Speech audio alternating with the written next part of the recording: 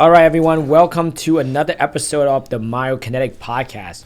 Today we have a special guest, Jersey very own, Jordan Toma. And I pretty much met Jordan through his mom. And, she came to our clinic and she was like, hey, listen, my son does a really cool thing where he just talked to kids, youth, to try to inspire them. And, those who are struggling in school and just be like a different voice for them that they have other option that, just because other people tell them that they're not good in school, that doesn't mean they're going to be failure in life. And as soon as I heard this, like, you know what? This is sound like someone I needed when I first moved here from Thailand. So, and here we are after 2 weeks of scheduling. I mean, listen, man, I appreciate you showing up. So without further ado, Jordan, welcome to the show. You got it, man. Thank you. And it's cool that, you heard it from my mom. My mom has always been like my biggest fan. So she's here, just doing what moms do, right? That's what moms do. They go out, they support their kids, they believe in their kids. And I'm only here right now because my mom really did believe in me. That's why I'm here. That's why I'm doing this, because I didn't have anyone that believed in me other than my mom. Yeah. And that's a huge thing, man. I mean, my mom picked up from Thailand, moved here. And, this is a brand new life. She has no idea what she got into. But, the sacrifice that mothers made for their child, I mean, it's incredible. Like, you're never going to find the love like your mom had for you. Never. And that's why I tell the kids, hey, listen, you got that mom that's on your case, that's fighting for you. That's a gift, and they're telling you the truth. And a lot of times when I meet these kids and these parents, they're like, hey, my kid thinks I'm so annoying. My kid thinks I'm bothering them. But I try to tell them, hey, listen, your mom's not bothering. She sees your potential, right? And she's not going to let you miss it. Mm-hmm. And they need to understand where their mom's really coming from. Because I didn't. And I fought my mom for 18 years. And that's why I show up to these kids' homes with my book and say, hey, listen, you got this person in your corner that's fighting for you. If you just listen, right, and then you apply it, you'll prove everything to yourself that your mom's saying. But you just don't know it yet. That's why I'm here. And if they do that, like, I know that's like the recipe to proving everything to themselves for the rest of their life. Mm-hmm. No, it's great, man. So let's dive into a little bit about your background, your story. For the listener that's listening here, like, some of them might not heard of you. So let's hear your origin story. Yeah, so my whole life I struggled, right? I struggled in school. And, you don't really know that you're struggling until you get a little bit older, right? When you start to realize, what's going on in the classroom, why you're in different classrooms. And I really didn't pick up on it. The first time I ever picked up on it was when I had to read out loud in the classroom, and I couldn't really do it. I didn't sound like everyone else. I messed up all the words, right? And I just I felt so embarrassed and nervous, and I felt so bad about myself.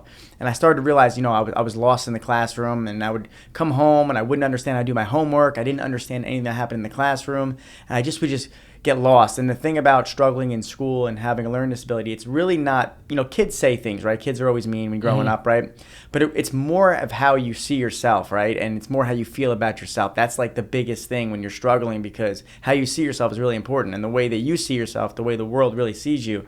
And it doesn't help when kids say things, but it's more about you, how you feel. And I felt so lost and so small. And then any little thing, sometimes something was said was like, was like a haymaker for me. It was like they put me on the canvas. And I struggled, I failed. And then I just completely, gave up on myself. I had a lot of anxiety. I hated going to school. I missed a lot of school. Mm-hmm. I couldn't get on the school bus. Every morning I would sit there and I would just pray that I could just be like everyone else and walk on the school bus. And I would sit there and the bus would pull up and my heart would start beating out of my chest and I just couldn't get out of the car. And all the kids would run. And I remember just saying to myself, I just want to be able to just get on the bus like everybody else. And I just couldn't do it. And I would cry. And I would come home and my mom would say, Jordan, calm down. You can do this. So I would go home and I would calm down. And then I would get in the car with my mom because I didn't want to miss school anymore, because I knew the more that I missed, the more I was going to fall behind, the more I was going to get overwhelmed. Like, I knew that, but I just couldn't get there, And my mom would say, Jordan, can you go to school now? And I'd be like, all right, I can go. And I would be good, and I would be getting in the car. And right when I got to the stop sign where we would make a right, I would unlock the door and dive out of the car and run. Because my anxiety would get so bad, and I didn't know what to do, and I was so young. I didn't know it was anxiety. It was just my fear of just feeling so lost. And then I would just run, and my mom would chase me in her car. I remember her in her Sequoia just chasing me, and I would run on the tracks, And I had no idea what I was running from, but I was really running from myself. I was running from all my fears, all my anxiety. And if I knew what I knew now, right, I should have been running towards them, because that's really where you find yourself. But I was running from myself, and my mom was fighting for me. But I thought she was fighting with me, but she was really fighting for me, and it was tough. And I went through years of this, and then I ended up going out of Catholic school to a public school, which had more support for me.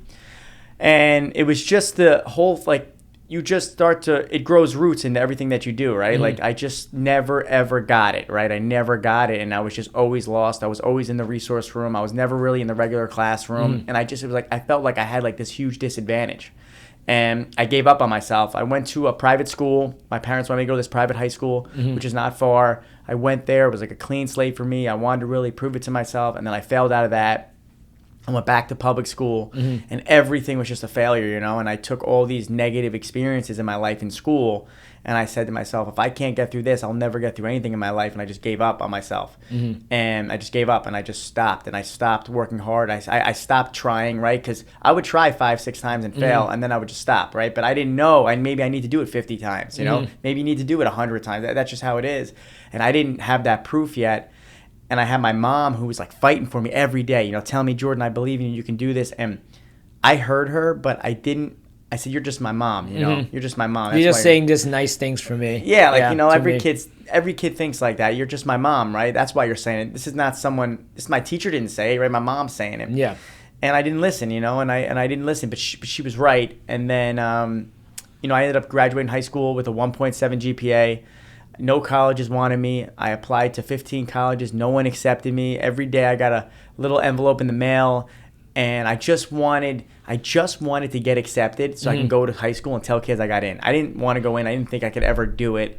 I never accomplished anything in my life. I never passed a test on my own. I never did anything. I was always just never doing anything. I was just always just lost. I was in the nurse's office. I just never did it, and got denied from every school. I have a twin brother. He was getting in. I wasn't getting in.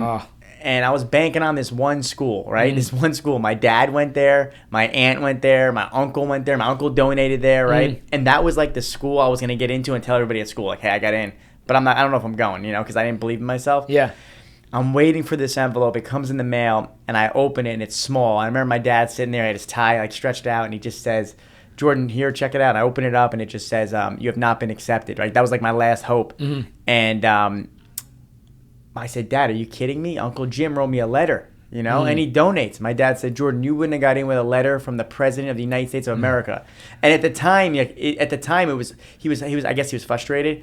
And I felt so bad, you know. I went to my room and I started to cry because I was like, everyone, you know, I can't get anywhere. Nobody will accept me. And it was like, almost like, yeah, Jordan, this is, you couldn't make it in school, right? And now nobody wants you. It was like, all right, this is proof that I can't do it. Nobody wants me. And everyone told my mom, don't send him to a 4-year school. But my mom knew, like, I had to be put in that environment where it was like my back was against the wall and I had to find myself, you know? So school was winding down, and everyone's like kind of graduating, right? And I'm like, all right, I have nowhere to go. Like, I failed my finals. I got suspended 2 days before graduation. They sent me home. Everything was just like going downhill. You know, I was just completely giving up on myself. And then we had one last school to apply to, which was at Centenary University, which is in Hackettstown. And as soon as I hit the application, my mom drove to the school and started to beg them to accept me. And they were like, Mrs. Toma, we don't know on paper, like, we don't know if we can take your son, you know, on paper, he's not really, you know, a fit. And Mom's like, you got to give him a chance. And she was relentless. My mom's very relentless, you know. She doesn't stop. And she doesn't stop. And she, eventually, the day before graduation, I got a letter in the mail. You've been accepted under one condition. And I remember reading it, and it was like, hey, you got to go to school in 2 days. And I was graduating in 1 day. And I barely graduated, and all of a sudden I had to go to college literally in 1 day. And I remember I told my mom, I didn't even want to go to college. I just wanted to tell the kids, but now it doesn't matter because school's over, and I'm not going to college. And then the next day I graduated. They let me walk. And then I woke up in the morning, and my parents packed all my bags, threw in the car, and they told me to get in the car. And I tried to fight them on it, and they wouldn't let me. And they put me in the back seat. They locked the doors because I was a runner. You know, I jumped out of cars. So they got the child safety on. Yeah, the child safety. You're like a grown adult. Yeah, I'm an adult. Years old. Exactly. I'm in the back seat. I'm angry. I got my Walkman. I think I had a Walkman, my headphones in. Oh my God! Yeah. And it was 2008. I was so angry. I thought my mom was in communications with the school, trying to ruin my life, trying to ruin my summer, right? And it was like, but I was full of anxiety and fear. I didn't want to fail again. I failed my whole life. I didn't want to do this again. And we drove up Route 80. I couldn't jump out. I got there, and I remember they said to me, all right, everybody, your kids are going to call you. They're going to beg you to come get them. They're going to tell you they hate this, right? Don't answer the phone and don't come get them. They have to figure this out. This is how it was in 2008. It was cool. Mm-hmm. And at the time, I was so angry. I was sitting in orientation. I was mouthing to my mom, I hate you, right? In orientation with all these kids. I was so mad because I was like, Mom, you're ruining my life.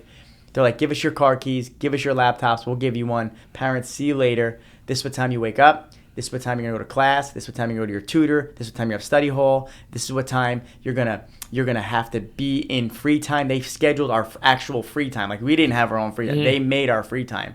And I was on like this schedule, which I've never done before. I was never on a schedule. And then it was like class, tutor, class, tutor, class, tutor, right? And I was like, this is crazy. I'm like, I gotta get out of here. So I was trying to like get out the window. I couldn't get out. And the night before class, right, I started to cry because I didn't know what to do. I was just stuck. And I started crying in my room. And I remember I didn't want to see college kids seeing me cry, because I was in a room with some kids. And I popped my head out, and they were all like hanging out, and I was crying. And I ran into the bathroom. And I remember I was just turning the lights on. I was like these huge bright lights. And I was just looking at myself in the mirror, and I was just crying. And sometimes when you look at yourself in the mirror, right, you can see, hey, it's time to change. And that's what I said to myself, like, Jordan, you can't keep giving up on yourself. You can't keep quitting. Like, it's time to change. I really saw myself in the mirror. Like, I'd never looked myself in the eye, and I did that night. And I just put water on my face, and I said, I'm going to change my life here, and I'm going to do this. And I went to bed that night, and the first time ever, I got up and went to class on my own. I sat in the front. I never sat in the front. I always sat in the back. Yep. I used to put my hood up and not do anything. I sat in the front. I took my notes. I'd never taken notes before. I can't read my handwriting. And for the first time ever, I passed an assignment on my own. I was 18. I got a grade back, and I couldn't believe I did it. And I was like, I can do this. I've been selling myself short my whole life. I can do this, and I proved it to myself. And from that point on, I just made sure that if I couldn't understand it, I would rewrite everything. I would rewrite notes. I rewrite books. I rewrite everything. That's all I would do was just rewrite. And I just did that, and then I became just obsessed with just trying to figure out, like, I almost became obsessed with trying to prove to my younger self that I can do this, right? And I just wanted to do it for my younger self, for how bad I felt about myself. And I said to myself, what if my mom was right about me? What if my mom was right? And I would just work. And then I ended up graduating that program with a 4.0. Dude. And that's when I said, you know what? I can wear the Centenary sweatshirt now, because I was afraid to buy the sweatshirt, because I didn't want to come home and people knew that I was in college and I thought I was going to fail out. And then I finally wore it. And I remember when I wore it, I was like, I'm not going anywhere, I sold myself short for a long time. Now it's time to make up for lost time. And then I've been 200 miles an hour since, and that was like when like hard work like met momentum, and I took that momentum and I just took it to where I'm at now. Dude, I love that. Hard work meets momentum, right? Because I think when you meet someone and they're able to turn on, they can grind, right? That hard work, but then momentum is like a rocket fuel. I always look at it like I'm a huge space nerd, right? So like when the majority of the fuel is being used during propulsion off the ground, right? That's where you have to like exhaust all your resources, right? And you get to a certain point when you hit past the stratosphere. That's when you really excel, and I think you needed that. There's so many touch points I want to go back. So first thing first, the fact that you say you need to prove yourself right, and what if your mom were right all this time? And that's a huge thing, because your mom has been a positive force in your life the whole time. She's always believed in you, but then you also have 99% of the people that say, hey, you're not good enough, you're not doing this right. And those peers like get to you. And for me, we just talking off mic here, within the medical field, there's a parallel for that, because if you get hurt, the doctor would send you to go an x-ray and say, oh, you have X, Y, and Z wrong. Oh, you're probably not going to be able to run. Oh, you're probably not going to be able to do this. And you're probably not going to be able to do that. And then you walked out, you're like, man, am I just a mess? Right. And it's the same concept here with school. And the fact that you have that, the fact that school gave you a shot is incredible. B, I want to talk about that structure that you have, because to me, structure equal freedom. Right. Like I am such a routine guy, man. Every day I do the exact same thing.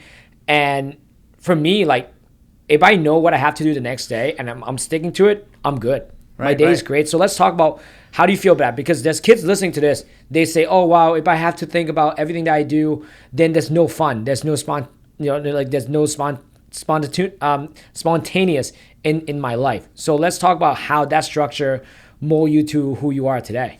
Yeah, so that structure was important. So I never had structure. I never had a routine. I never listened to anything, right? So that was the first time in my life where like, hey, listen, Joe, you got to get up at this time, you know? And I was like, all right. So I said, I'm going to do this, right? I'm going to listen this time. And when I started to get into that structure, that was all I knew. And then what happens is you get in this structure, right? And then you start to realize that you actually have freedom, like you said, right? You really do. And you start to realize, hey, listen, if I can go to class, go to my tutor, go to class, go to my tutor, go to lunch, go to my tutor, right? Now I know everything that just happened. I'm not overwhelmed. I'm not worried. I don't have anxiety about just what just happened in class. I got my paper done. I studied for my test. Now from here on out, the rest of the day is free, right? And all that stuff that I did within my structured day is done. And then I have my free time. But if you don't have structure, right, and you just completely are all over the place, you never get your brain never gets that free time, and then you have no idea what's going on, and then the overwhelming feeling happens, and then you just completely have no control of your life. Mm-hmm. So structure, it gave me like this control of my life that I never had, but it became my life though. It became like me, who I am now, you know. And I actually have the same. I never worked out ever until I got to college. And I only worked out because I had anxiety. I just wanted to forget about my anxiety. I didn't know what to do, so I would just go to the gym.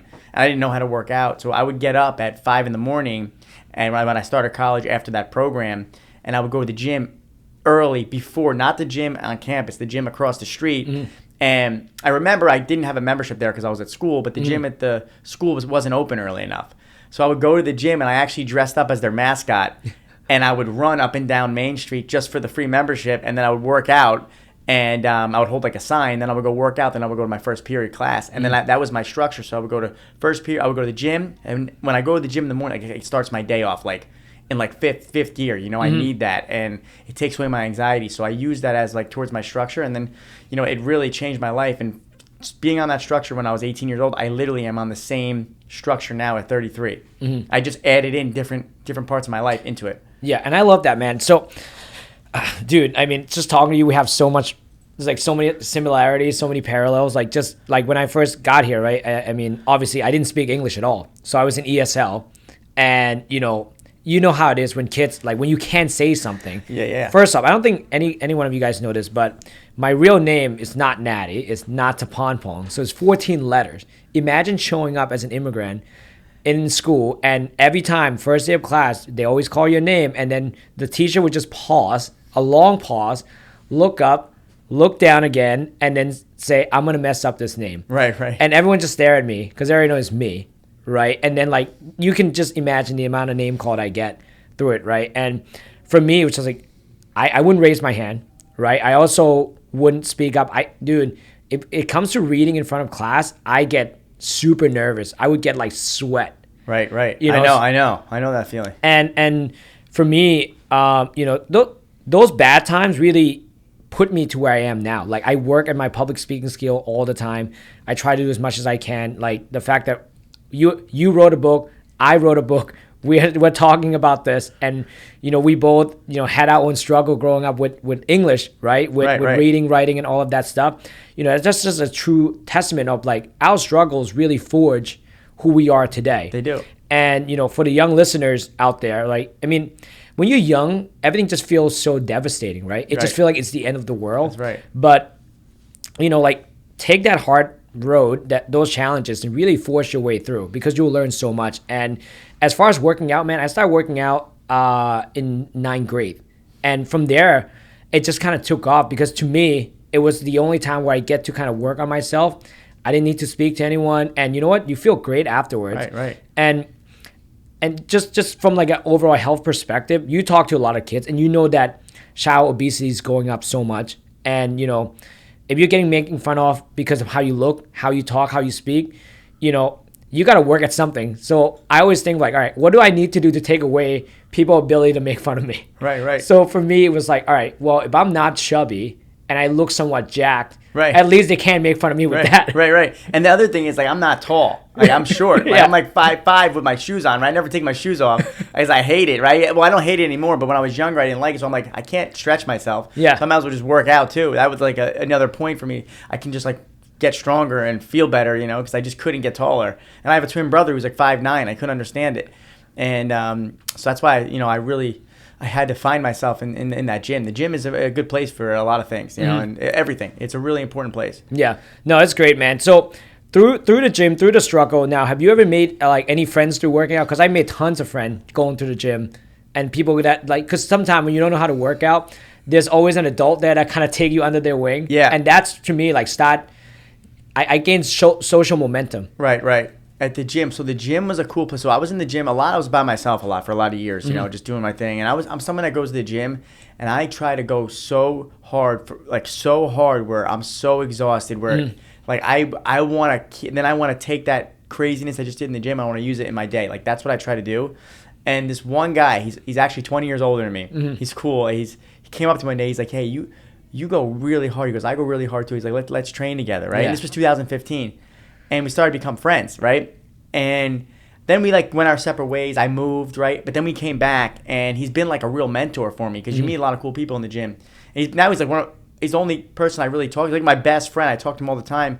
And now it's 2022, and we own real estate together. We motivate each other. He helps me in my business. You know, he comes with me when I deliver these books. You know, he's a huge mentor. But he started businesses in the past, right? And he's been through it. He knows, and he's always got these awesome ideas, and he's super helpful. And like you don't meet a lot of people in your life that are, you know, 100% looking out for you, other than like your parents and people that love you and your family. But if you meet people outside of that little world that really got your back, and I met him in the gym, and he's been a big part of getting me to where I'm at. You know, a part of everyone. You can't do it alone, right?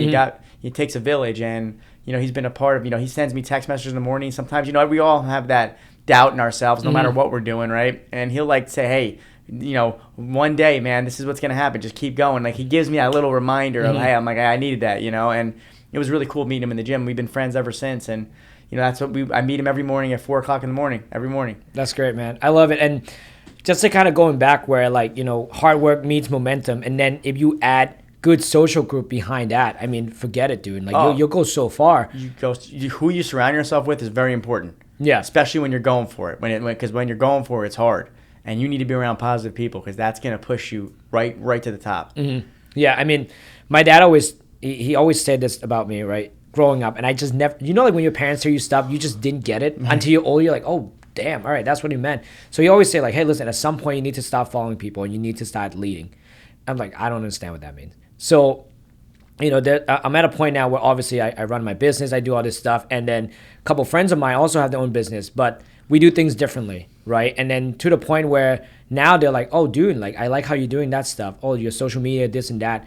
Now, like, can you show me how to do that? And for me, if you can just surround yourself by a good group of people that also curious, trying to head the same direction, because we're all trying to go upward. Right. And, life is hard as it is. If you think school is hard, life is much harder. That's why you need a strong group of people, and when you're younger, you don't think about that. You're just trying to do the cool stuff. Right. You're just trying to be part of the peers group, which I totally get, man. Like it's important. But, if I can go back in time, me personally, I wish I had more quiet time with myself to reflect all the decision I have made when I was younger and assess whether it's taking me in the right direction or it's actually putting me farther away. So for you, as you're now talking to kids on a daily basis, what are some common things you always tell kids and parents for them to do to get on the right path? So a lot of things I tell them that it's not like a lot of things. A lot of parents, a lot of the kids are focused on the grades, right? On what grades they're getting, or wanting to feel normal in the classroom, right? And I tell them, I say, listen, don't worry about the grades, right? Worry about how hard you work to get that grade and who you become, because who you become is the grade, right? The A and the B is not the real decision maker if you're successful or not. It's who you became to get that grade, and that's what I want you to focus on. So if you put your effort in, all your effort in everything that you're doing, and you get C's, right? So what? It's who you become, because that's the test right there. And then when you go out in the world, right, they're not looking for the A and the B, looking for the guy that shows up and never gives up, and the one that just keeps on going and never ever gives up and stays late, gets there early, right? That person is the one that that changes the world. And I tell them that, so they get really caught up in the grades, and I make sure that not to worry about that, but worry about the effort you're putting in. And then I talk a lot about, everyone thinks that they're at a disadvantage when they're struggling, right? Yeah. But like you said before, you're really at an advantage because you're learning how to not give up. You're learning how to have grit. You're learning how to, hey, listen, this didn't work out for 2-3 years, but I never gave up and I figured it out. If you have the ability to keep showing up when nothing's working out over and over and over again, there's gonna be a moment where it works out, and then opportunities are gonna come. You're gonna know how to grab them because you were there. You never gave up. And having that mentality, and the beauty of struggling in school is that it's putting you in that situation. So all the kids I speak to, I was that kid, that never got it. You don't get it, right? So do it 50 times. Do it. Look who you become. I promise you, who you're going to become is someone that proves it to themselves. Once you prove it to yourself, that's when the hard work, right, steps in, right? And then that's when the momentum starts. When the momentum starts, that's when you're unstoppable. But you got to know when the momentum's coming, right? You'll see that proof, and then you'll go. And I want the kids to be, because I can't change that there's going to be mean kids in the classroom. I can't change there might be some bad situations that happen in school, right? The kids they're going to be in that situation. It's just going to happen, right? There's going to be teachers, there's going to be parents, there's going to be everything that goes on, right? But if you can empower the kids and say, hey, listen, no matter what goes down, I'm never giving up and I'm going to do this. I know who I am, right? Then no matter what happens out there, they're going to be ready for it and they're going to overcome it and they're going to be okay. So I'm trying to make sure they understand they have the advantage. They can do this. They believe in themselves. They have that self-belief, and that's how you build it, by working hard and proving it to yourself and who you become. And then whatever comes your way, it doesn't matter. You're ready, and they'll be ready for anything. And then, I'm ready for anything. It doesn't matter what I have to do. I am ready. If I can I got a D in chemistry, and I never worked so hard for that D in my life. And I always tell myself, I can get a D in chemistry, I can go buy some real estate. I can go start a business. I can go speak in front of 7,000 people, whatever, right? But I got a D in chemistry, and that was hard, right? That was hard, and I did that. And if I can do that, I can do anything. Yeah. That's a great point, man. Just because, as a business owner, right, the people I look for character traits. I don't even care.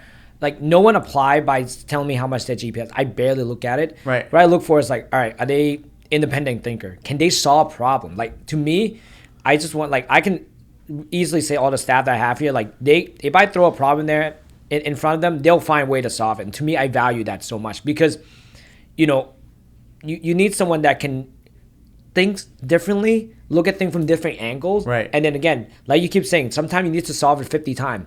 Maybe it's the 51st time that actually you come with a solution, right? You need to approach this different way. And I think some struggle that people are having is that they try to face problem head on and try to do the same thing over and over again. Sometimes you just have to turn a different angle and then oh wait, maybe that's where the solution is. And I think school is great because it gave people some sort of structure. It put problem in front of them that they need to learn how to solve. Right. And kids and parents need to understand that the teacher can teach you how to solve those problems, one way, but there's more in life. There's multiple, avenues to find the same answers, right? And I think just instilling that in the kids as young as they are, that's going to give them courage to be like, oh, maybe I don't have to do it that way that they show me. Right. Here's another way that I did it. Right. There's always another way. Yeah. That's it. So now that you're a father, so congratulations. Thank you. How are you taking all this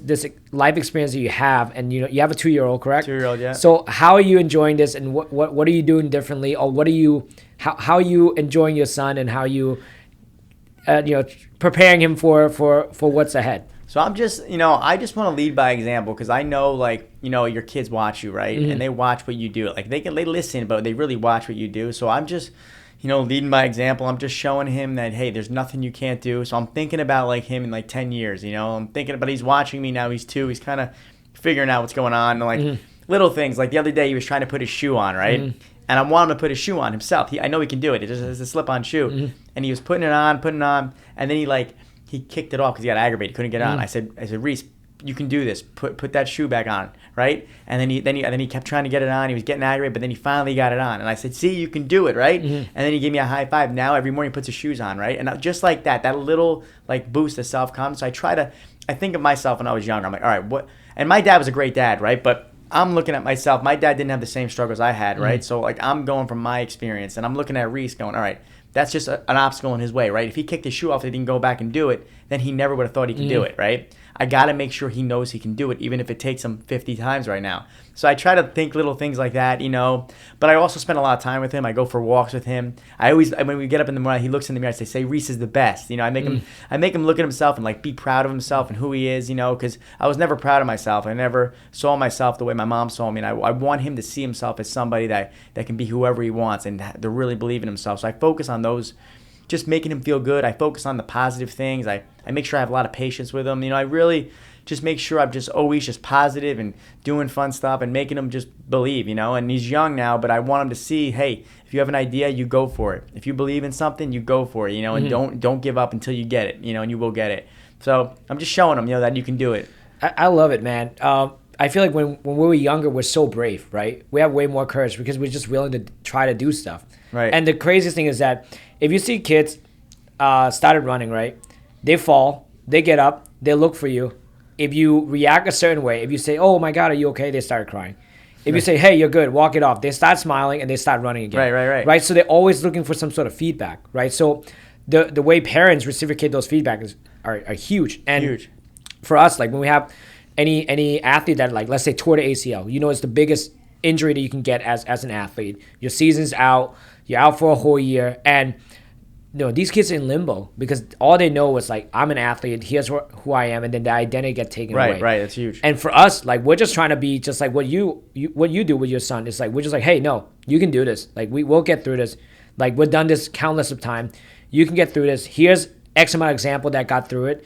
And while we're trying to get you through this, let's learn something about yourself. What do you like to do besides playing soccer and all of that? Like, what are you enjoying, right? Like, I always tell kids, like, hey, why don't you just take up cooking? Because at the end of the day, when you go to college, you have to learn how to cook. Right. Do you know how to do your own laundry? Like, things like that, right? Yeah, I don't. I mess up everything. My wife, she's good at fixing that up. That's like every wife thing, right? She's like, let me help you sort this laundry. Yeah. And I just like dump the detergent. It's too much. I'm just like, this looks good. Yeah.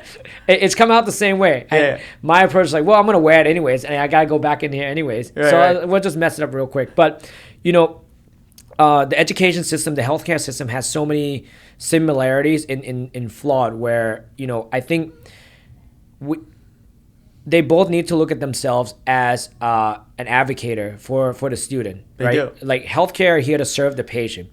Education system are there to serve the student. Right. And I think that have to get taken away so much now. Like, you have people that just like, they're teachers, but they're not really there to teach. Right. There's a lot of self-serving thing that I've seen, which is kind of sad. Same thing in healthcare. And if we can start going back to the basic, like, hey, why do you become teacher? Why do you become healthcare professional in the first place? It's to help these kids, their struggle. Yeah. Like, we like to take on complex cases just because we're probably the last resort. Right. And we have people who have come to us that have surgery 2 days from now and just cancel their surgery because all they needed was that, hey, you're capable of doing this. You can do this. Here's how we're going to help you. Right. If we can get back to that Give model. hope. Exactly. Hope. That's all it is. That's my mission statement, is to inspire hope. Yeah. And if you can do that, that will have so much tremendous impact, like, within the community, right? You didn't have to go and drive to a kid's house to talk to him personally. You don't have to, but then you do it because you know that if you help that one kid, maybe that one kid 10 years from now will do the exact same thing. Right. It's a domino effect. Exactly. That's what I want. Exactly. And now the impact scale is so much higher. So even with your book, man, let's talk about that, right? So I know when I was writing my ACL book, I had so many obstacles I had to overcome. English is a second language. And for me, to write my book was like, it's almost like to prove myself wrong, right? That I couldn't do it. Right. And I did it and was like, oh, wow, that was not that bad. So let's talk about your book process, how you come up with the idea, and what was some struggle you went through. Yeah, so I knew I wanted to write a book, right? And I didn't know how to start the book. So I remember I said, I'm going to write this book. So it took me 2 years to write the book. It's only 96 pages, but it took me 2 years to write it. And I'd wake up before the gym around 4, and I would just write like a sentence, right? And I wrote a sentence, then I wrote a paragraph. And then I would just like kind of just, okay, that was good, right? It's hard for me to get like the words from my brain to the paper. I can say them, but I'm not really good at getting them on paper. So I was like, all right. So I'd write a paragraph, right? And then I would wait a few days and I'd go back and write another paragraph. But I wanted it to be like, I wanted to go back into who I was. So I had to sit there and like go back to that kid in 6th grade that couldn't get on that bus. To go back to that kid, going to all the therapists and the psychologists. I had to go all the way back in my brain. And I would like literally become that kid again. I remember just sitting there like being in the, like I would just be in the zone. And I was like, I'm this kid. And I would just write. I would write. And then I would stop and I'd go to the gym. And I did this for a long time. And after like 2 years, I finally had like, right into the point where I was in my life. And I'm like, wow, I just wrote a book, right? But then I'm like, now what do? I got this book I wrote. And there's like run-on sentences. There's definitely words that don't make sense, Anytime I wanted it to sound good, I would just like right-click and find the synonym and make it sound good, So any words that sound really good, I just right-clicked. I didn't come up with it. And I wrote it, right? And then I was like, you know what? I'm going to publish this book. And I was just starting this business out, and I just started speaking, and I'm writing, and I'm trying, like, I gotta get this book out there, because I know this book, I put in the beginning of my book, this book is for every kid that didn't believe in themselves, who struggled in school, never thought they can do it. This book is for you. Now read this book and go write your own story, because this is where you do it, right here, where you think you can, and then you overcome it and you do it. And I want this book to be like that last push where they prove it to themselves. And there was never a book like this out there. So I'm like, I'm going to write this book, and I'm going to make sure every kid that's ever struggled, even in anything in their life, gets this book. And so I had to publish it. I emailed publishers all night long. I would stay up one morning. I stayed up till 5 o'clock in the morning just emailing publishers. And when you do it, I forget what it's called. It's called like a query or something. You send like it's a query. You got to get a publisher, and it's really hard. And if you're not like well known, publishers don't take you on because they don't think your book will be successful. Yeah. And nobody responded. One publisher was kind of cool, and then she just said no. So I was like, all right, forget it. I'm going to self-publish this book. So I figured out a way to self-publish it. I got it self-published, and I just published it in June, and it sold out on Amazon twice. And I deliver the book. Right now I'm delivering the books to people that live in New Jersey, New York, Pennsylvania, Connecticut, Maryland, and Delaware. Wow. So I get in the car and I drive, and I bring this book. Sometimes I drive 600 to 1,000 miles. Like last night we drove 600 miles. I was in the car at 9 a.m. and I got home last night at 12. And I delivered to 3 different families. We went all the way down to Wildwood Crest. We finished our last delivery at 7. And I show up for them, and I deliver the book, and I show up for them because I want them to show up for themselves. I want them to take this book. I want to hand deliver it to them. I'll look them in the eyes, tell them I believe in them, right? This is the first step. Then I'm going to give you this book, read it, and then go, and now it's your time, and that's what I wanted this book to be. And in May, I was like, you know what? I'm going to deliver this book. And everyone said, this is crazy, Jordan. Gas prices were through the roof. Like, Jordan, this is the craziest idea ever. Yeah. And I was like, I don't care. I'm doing it, right? And I delivered my first book in May. And I must have delivered maybe 100 books to 100 different families all over those states. I've probably driven, maybe 6,000 miles since May, 7,000 miles. I don't even know. Maybe 20,000 miles. Who knows what I've done? I don't know. I use like 2 tanks of gas every single time I do it. And it's been awesome. I'm inspired because I hear so many different stories, and it inspires me to keep on going, because I know every home that I leave, right, I leave them with hope, like you said before. And when you have hope, when you really have hope, you have the ability to keep on going when things aren't working out. And that's what hope does for you. And if you can hang on to a little bit of hope and you go for it, and sometimes that one chance that you go for it is all you need. And that's what I want these kids to do. And that's what this book is all about. And my game plan is to deliver this book all over the world. Like I have a lot of people from South Africa, from Canada, from the Philippines, all over the world that follow me. And I want to show up for them there. And I want to show them, hey, listen, it might be unnecessary for me to drive and bring my book to you, but it's really necessary for me. And when I talk to these kids, I'm like, hey, sometimes in life you got to do the unnecessary work. You do. Like, it might be unnecessary to a lot of people, but to you it's necessary. And when you do the unnecessary work and the work that other people aren't willing to do, that's where you find yourself. And that's what I'm trying to show them. Hey, listen, I'll get in the car and drive 1,000 miles a day because I'm doing that for you. But now you got to put that same effort in for you and go prove it to yourself. And that's the effort they need to put in. And that's where that hard work goes first, right? And then it goes into momentum. And I know that's the recipe for success for every kid that doubts themselves. I know it because I was that kid. And that's what this book's going to do. And my game plan is to be everywhere, in every school. I just had an order for 350 books at a school in Georgia. A lot of schools are getting their library. In Pennsylvania, a college for all the teachers are using this book in their curriculum. So it's really cool for all the education. And I'm going to go speak there at St. Francis University. I'm going to speak there October 13th. So it's really cool. So it's working out. And that cover, I actually took that cover because that school bus was my biggest fear my whole life, And I said, I want to be in front of that school bus, and I want to stand there in front of it because that bus stopped me from a lot of things in my life. And I thought that, like you said before, we think like when we're young, we think any type of setback, it's just devastating. The world is over, right? But I wanted that picture because in front of that school bus, overcoming my fear of just like getting through school and believing in myself was like, that school bus tried to stop me, and I want that on my cover because I overcame that. And if I didn't have that bus in my life, I wouldn't be here today, because if I didn't have that to overcome, I never would have got here. And I don't want these kids to think these small setbacks, right, that seem big, I don't want them to stop here. I want them to say, hey, all right, this is a setback, but this is actually setting me up for a permanent comeback, and this is the reason why I'm going to make it. And that's why, your struggle is your strength.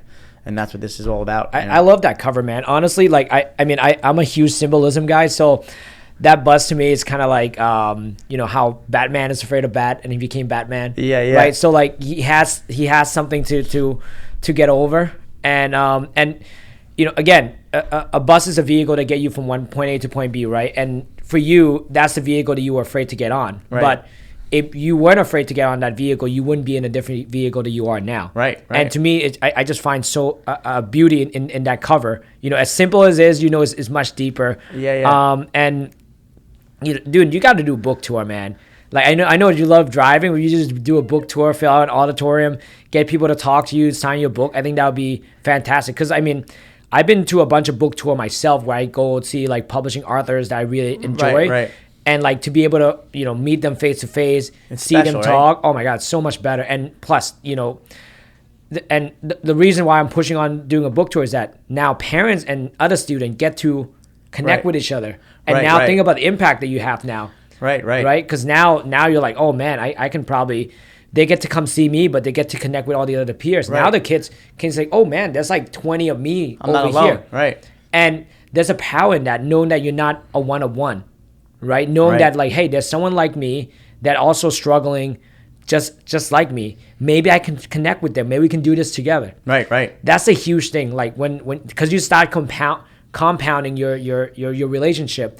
And now it's like, oh man, like if this person knows this other person, they're also struggling, but they're struggling in a different subject. Maybe that person can help me. Right. I can help them with this.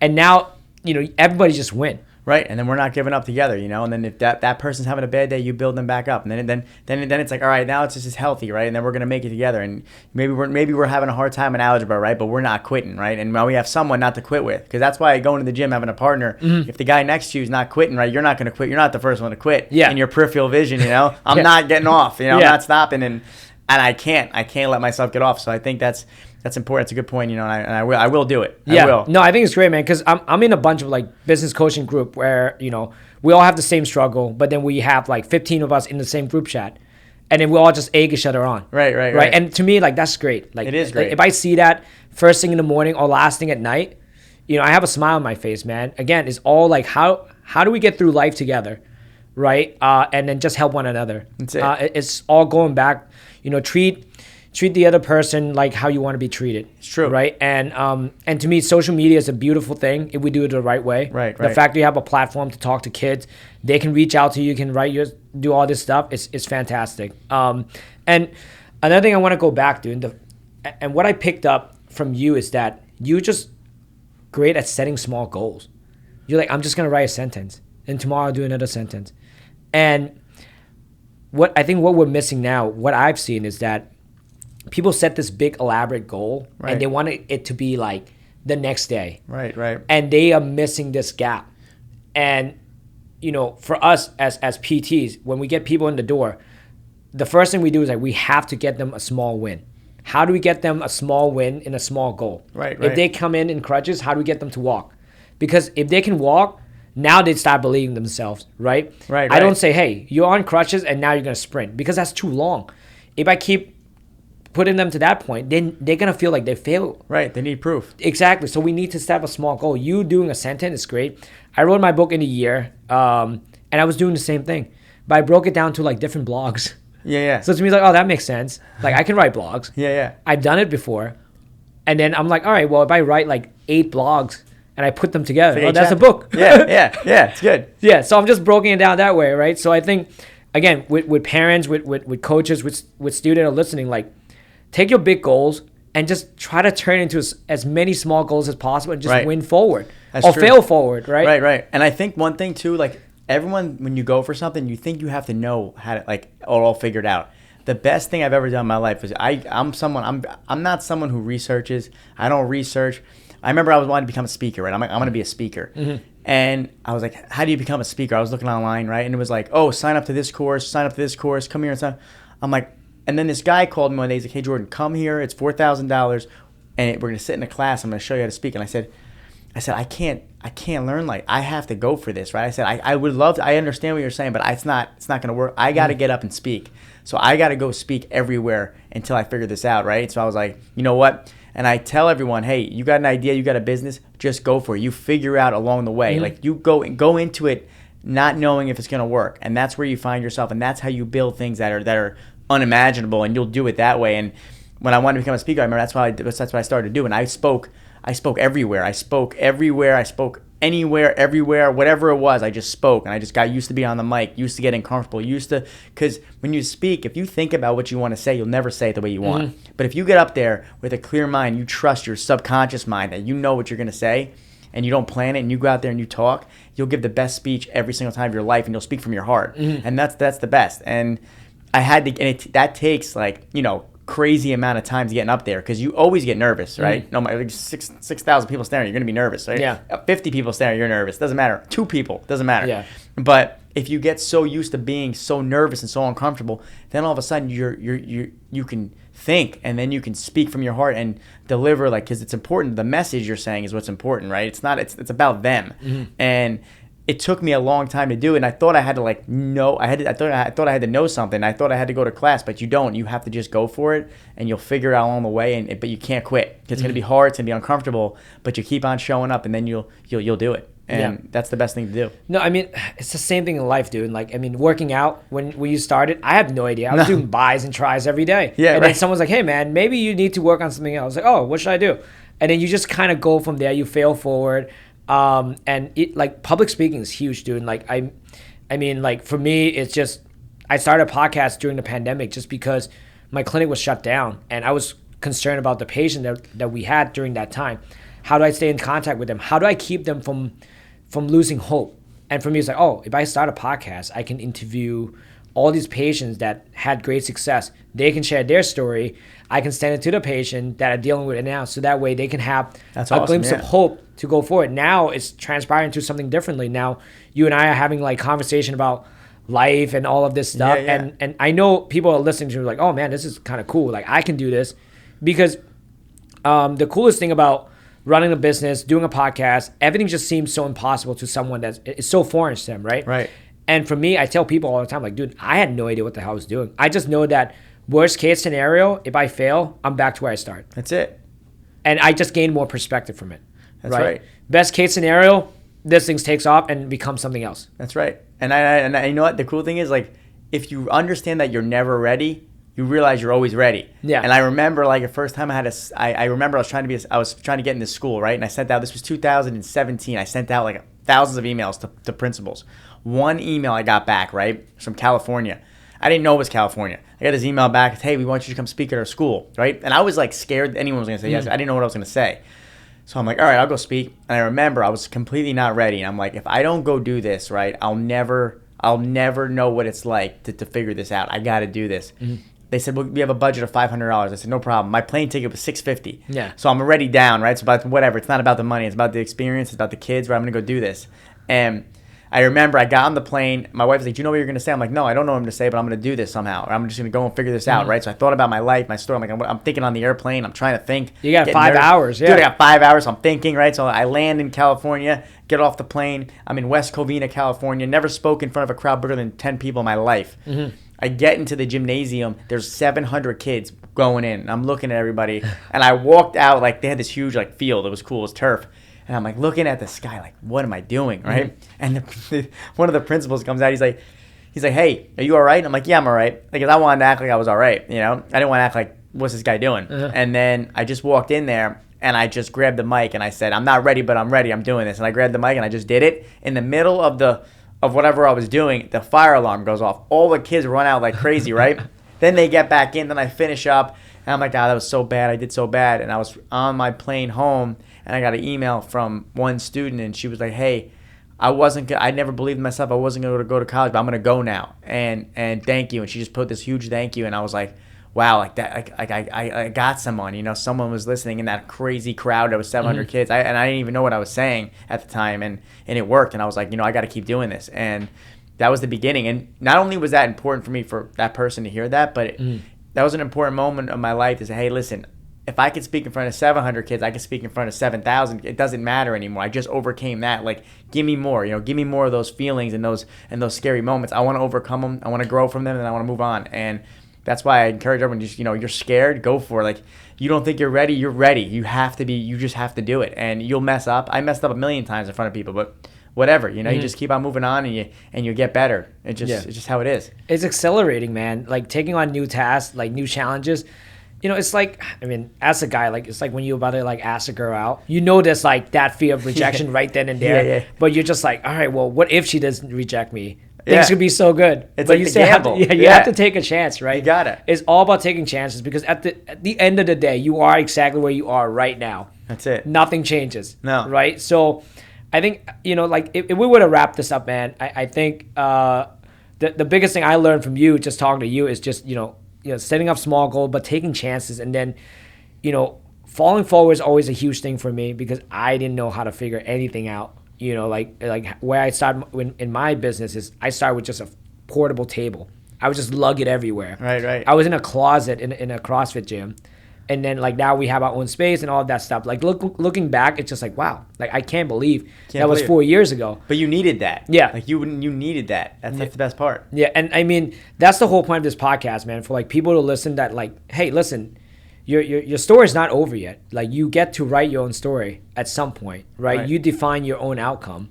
Right, I think that's the biggest thing. So before I let you go, man, what's the key takeaway you would want people to get out from this? I know we spoke on a lot and you cover so much, but if there's one main point you want people to get out, what would it be? I would say the main point with anything, just anyone struggling in school, business, life, just trying to figure it out. I think the main thing to realize, it's not, where you end up and the success, right? It's not that. It's about who you become to really get there. Mm-hmm. And if you focus on who you're becoming to get there, when you get there and you look back, you realize you never would have got there if it wasn't for all the things that you went through. And that really is your strength, and that your struggle is your strength. And I want everyone to know that. I want everyone to know, if you're struggling right now, right, that is your advantage. That's your advantage. Use that. Go prove everyone wrong. Go prove your mom right. Go prove the people that love you right. Mm-hmm. And go prove yourself right, because it's important. And realize that everything that you're going through is on purpose and is the process which gets you to where you got to go. You have to be in this tough situation. You have to, and that's the true test, right? Who you become in, like, this storm of trying to figure it out, right? It's not who you are when you're there, when it's easy. It's who you are when nothing's working out. When you come in and you have a torn ACL, right? It's who you become on that way back. And then when you're back, right, it's not where you're at. It's who you became, and now you're so much stronger because of that. So it's all about that. It's all about who you become along the way. And if you focus on that, and you want these hard roads and these hard moments, you show up to the table like, I'm going for it. I'm not going to give up. You'll have everything you ever wanted, and more importantly, you'll have that self-belief and confidence to move forward with anything you want in your life. And I think that's the most important thing. Self-belief, self-worth, self-confidence is everything for everyone, no matter where you're at in your life. And if you have that, you're unstoppable. Great, man. I love it. Dude, where can people find you, man, on social media? You can find me on my TikTok. I'm Just a Kid with an IEP. You can find me on my Facebook page. I'm Just a Kid with an IEP LLC. Or you can find me on Instagram, Jordan Toma, YouTube, Jordan Toma.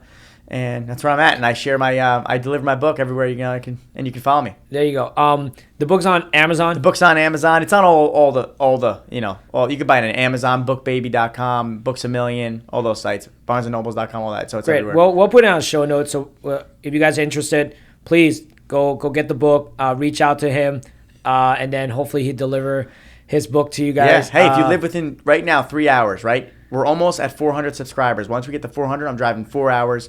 500, I'm driving 5 hours. 600, I'm going 6 hours. When I hit 1,000, I'm going everywhere in the world. So if I get 1,000 subs, I'm gonna. If you live in Australia, I'll show up in Australia. You live in Ireland, I'll go to Ireland. I'm gonna do it. And so you want to subscribe on what? So platform? on my Facebook page, right? There's a Facebook page, and then there's a subscriber hub. That's it's exclusive, right? It's an awesome community. We also do something really cool. Every month I do a raffle, and I put everyone's name in the raffle. Mm-hmm. And I pick someone, and I take $100 from I'm Just Giving an IEP, and I write them a check to use towards tutoring. Mm-hmm. So I started to do this, and I would write a $100 check every month. I pick one winner. Some of the parents started donating. So last month we had $500. So last month, 5 different families got $100 to go towards tutoring, because tutoring was really important for me. It really helped me. And this month we already have $700 in the pool, and 7 different families are gonna get $100 checks, and that's like 2 tutor sessions that they can use and it helps them. It's a big help to them. So there's a lot of benefits to joining the group. I read one chapter live every Friday night with all the parents and all the kids, and it's recorded. Mm-hmm. And then every Thursday night, someone comes up and shares their story live. So they share their story, and it's good because you hear different stories. All people from Canada, people from all different parts of the world, and they share their stories. So it's really cool. And there's a lot of good contacts in there, advocates, parents, things that other parents went through, that maybe you're going through, and they can help you with. Mm-hmm. Honestly, man, I think at some point when you get, maybe we should do a book signing here. And we have the space for it. I think that would be cool. We can definitely do it. We can do it. We can build a big crowd. I mean, a lot of people we can get here from the East Coast, and it's not that far. Yeah, we can do it. I think it'd be awesome, man. But listen, dude, thank you so much for your time, bro. I appreciate what you're doing for the community. I think it's great. Obviously, you got so much fire, so much passion, and just keep going, man. You're making a huge difference. I appreciate it. Thanks for having me too, and you too, man. We're on the same boat. We're going for it. Yeah, thank you, man.